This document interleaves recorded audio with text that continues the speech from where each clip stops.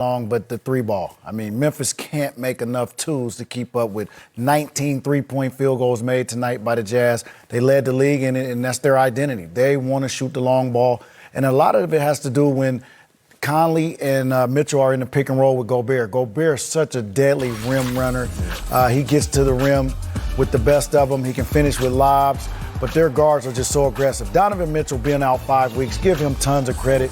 He didn't look out of rhythm at all. He shot 5 for 10 from the three, and he got downhill and he attacked and he looked dynamic and aggressive. So he's going to be a force to deal with. But Conley's just as good in that pick and roll. I mean, he does it all. He can finish with floaters, but he also finds Gobert on those late rolls, lobs to the rim. Yeah, no question. I thought that Mitchell looked great. 26 minutes, unbelievably efficient. Just didn't look like he'd been out for 17 games. Right. But that mid-screen and roll is killing them. I know they shot a lot of threes. They made threes. But that mid-screen and roll game, that late pass to Gobert was a killer. I think that Memphis has got to change it up. They're pushing him over the top of the screen, as you see again, Mitchell here just going to work on everybody out there. And he started out. That's when you're feeling good about it. You rise up and you shoot that shot coming out there. But anyways, getting back to the pick and roll, I think they've got to take them away from the pick and roll so that Gobert can't roll behind it and the big can drop. Because you don't care if Rudy Gobert shoots jump shots, and the big can absorb that guard and just stay on his hip and bring him down. I think when he goes over, there's just too much traffic, yep. and the big is getting caught too far away, and Rudy's just rolling behind him. Yep. That killed him. So they got to make an adjustment there, I think. Well, and just the fact that Rudy Gobert could play regular minutes tonight is a huge bonus for Utah. Yeah. Remember, he fouled out for the first time all season in Game 1. Tonight he played 36 minutes and a very typical Rudy Gobert kind of game. 9 of 11 from the field, and he shoots nearly that percentage anyway. He winds up with 21 and 13, had 4 blocks, so he was a force on the interior, really on both ends of the floor. Yeah, fantastic. I mean, you do shoot 9 for 11 when every shot your elbows are in the rim. So that's a high percentage shot. He dunks every one of his shots is damn near a dunk. But he got those kind of soul crushing rolls late with those passes. They've got to stop that because you come back and you battle if you're Memphis, and he just you just can't afford to give up layups. And he played very, very well. And of course, he's always going to block shots for you to protect the paint. Yeah. But again, if Memphis can clean that up, it's going to be an interesting series because Memphis is not afraid of this Utah team. No, they're not afraid at all. They're young. They're dangerous. They play with tons of energy and grit and toughness.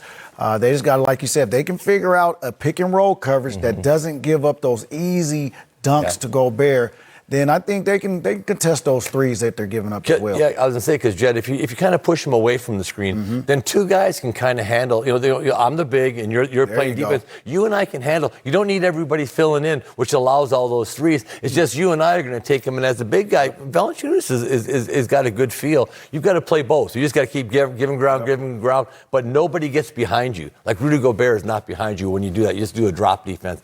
And the thing that hurts you on that is if you got a big that can shoot it. But Gobert's not shooting any of that stuff. So they've got to look at some things to change up, and that's one thing that I would do. It'll be interesting seeing Game 3 if Valanciunas can stay on the floor this time because we had Gobert in foul trouble in Game 1. Valanciunas only played 7 minutes in the first half of Game 2.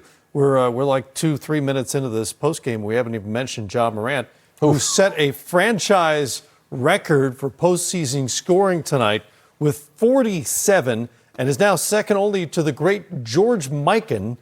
You're a native Minnesotan. Yeah. That's a name that means something to you. The great George Mikan, who had 75 in his first 2 playoff games. Ja is at 73 for his first 2 playoff games. Wow. And really the personification of this Grizzlies team in that he is utterly fearless. Yeah. He got blocked by Gobert on a dunk attempt in the first half of this game, but just the mere fact that he was willing to go after him tells you everything you need to know about this young Memphis team. You got to love the way he plays the game with such a spirit about himself, such a confidence, and he feeds his confidence into his other teammates. But when he went up on Gobert, right when he blocked it, he kind of laughed and smiled and told him, look, I'm coming back. And he came back. I love the fact that he got a smile out of it. Okay, now good play, big fella. I brought you my best stuff. You caught it, but let's see if you can do it again. Yeah. I loved looking at that kid's attitude on that when he got a shot blocked. But boy, he is a fearless young man. No, he puts so much pressure on your defense because he's constantly on the attack. Yeah. You said he has this nice little slide move to avoid contact. He can finish with both hands. He'll go up on top of you.